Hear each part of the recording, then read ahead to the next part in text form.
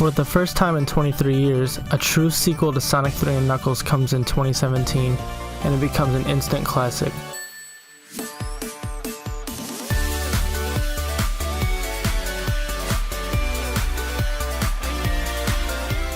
Sonic Mania is the true celebration of Sonic's 25th anniversary and the series as a whole.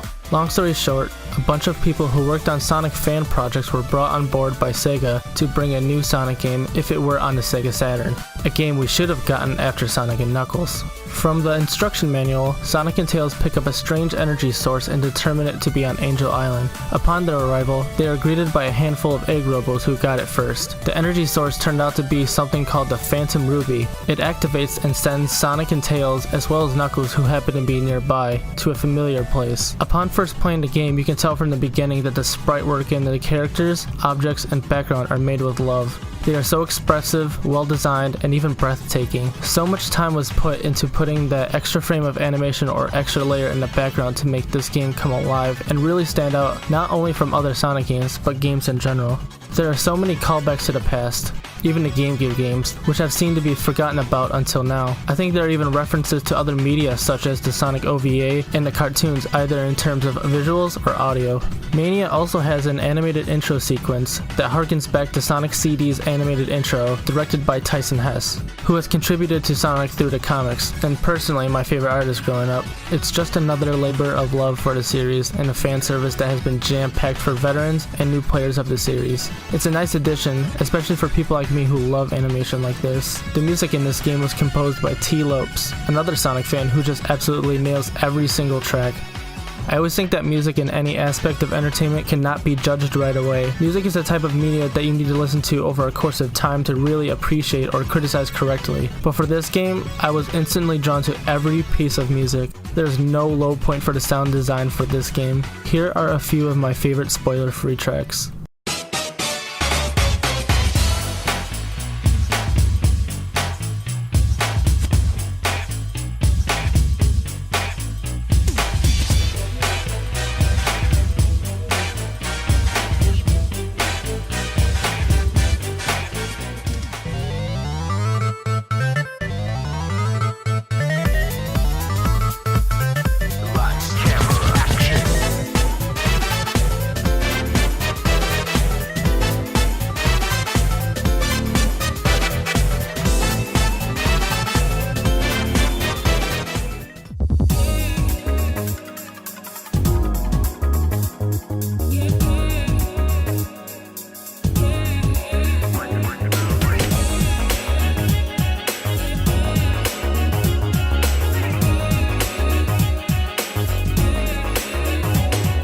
I always thought in the classic Sonic games the level design, while good, was also a bit unfair sometimes, with random spikes, enemy placement that stopped your momentum and punished you too for simply using a spring. Sonic Mania has almost none of that. It's a very rare case in platformers like the 2D Super Mario series or Donkey Kong Country series, where if you get hit or fall into a pit, it's entirely your fault. But Mania has improved immensely compared to the older games. Mania's level design is so well thought out and fair where if I messed up, I didn't blame the game. There are so many satisfying sequences of speed and platforming that require quick thinking and memory. I say memory because 2D Sonic games are and have always been about trial and error, and once you get back to that part where you died and nail it next time, it's a really satisfying feeling. These give you a little sense of victory every time you overcome these tiny obstacles, and beating the zone all the more satisfying, making you anxious for what the next zone could be. This game will kick your ass sometimes, so be prepared for a lot of trial and error. The special stages in this game are the best in the entire series, if I had to say. You are tasked with chasing down a UFO with a Chaos Emerald by collecting blue spheres to increase your Mach speed, and rings that act as your time counter. If you run out of rings or fall out of the course, you're knocked out of the special stage. The controls for this Sonic R looking stage are tight, and at first tricky, but after collecting the first 5 or so emeralds, it's a piece of cake. I wish there were more of this mode, because it's just so fun. They could make a whole other game from this mode alone. Finding these big special rings aren't that hard to find either. This game is full to the brim with multiple pathways, and even secret ones too if you fool around a bit. This adds so much replayability to the game, even when I beat the game with each character, as well as collecting the Chaos Emeralds with each. I want to keep coming back to each stage to find other ways to travel and other secrets to find, whether it's just a ring box or an interactive Easter egg. Blue Sphere returns as an optional bonus stage. There are 32 regular stages to collect silver and gold medals from. Gold medals from getting perfects, silver medals for just getting through the stage. The more you collect, the more unlockables and secrets you earn. And there's a lot of stuff to earn in this game for a $20 game. You can access Blue Sphere stage by hitting checkpoints with at least 25 rings, so they're really common to come by.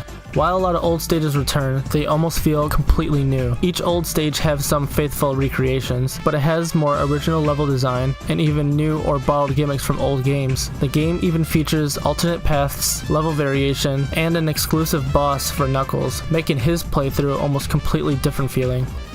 I wanted to make this entire review spoiler free, but there are some things I really want to talk about, so if you don't want to be spoiled, skip to this part of the video to continue watching. What a surprising and refreshing boss Chemical Plant Act 2 was. I was blown away that a boss in a Sonic game was Puyo Puyo. The transition from Act 1 to Act 2 in Mirage Saloon, as well as the Act 2 boss, was jaw-dropping. I would never have imagined seeing Fang, Bean, and Bark in a Sonic game again. Upon collecting the Chaos Emeralds with Sonic is obvious, Super Sonic, but it blew my mind to see Super Tails and Super Knuckles come back. There is so much additional stuff that the team didn't have to do, but they did, and for a huge Sonic fan like myself, this made me really happy. The true final boss in this game is probably one of the best in the series. It balances the rings available with opportunities to attack. This isn't a fight you can wail on, because for the first time, Super Sonic can lose rings from a hit. This made me super cautious about the fight and strike strategically. Once figured out, it's pretty simple, but watching your ring consumption, as well as the Heavy King and Eggman's attacks, makes for a good, fair, and exciting final boss battle. Also, the music is amazing to go with it.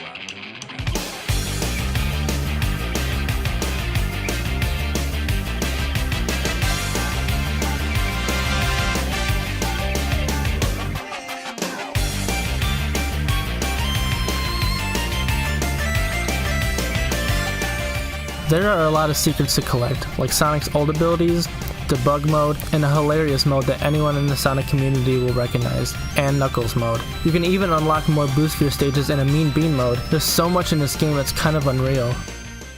I'm gonna be real here for a second. Sonic was my favorite growing up, and I didn't want to talk about his reputation in the past decade or so, because that's what every reviewer brings up, but it leads to this point I've been noticing. People are having fun with Sonic again. I've seen so many internet personalities with the subject of Sonic and having a good time, not just yelling about him. You cannot dismiss the fact that Sonic has had some real bad games, but seeing people enjoy this and giving this game near perfect scores remind me what Sonic can be. Fun. That was my whole experience with Sonic Mania in one word. I consider this a victory in gaming because it's been a long time where in any video game where everywhere I looked, they were having fun.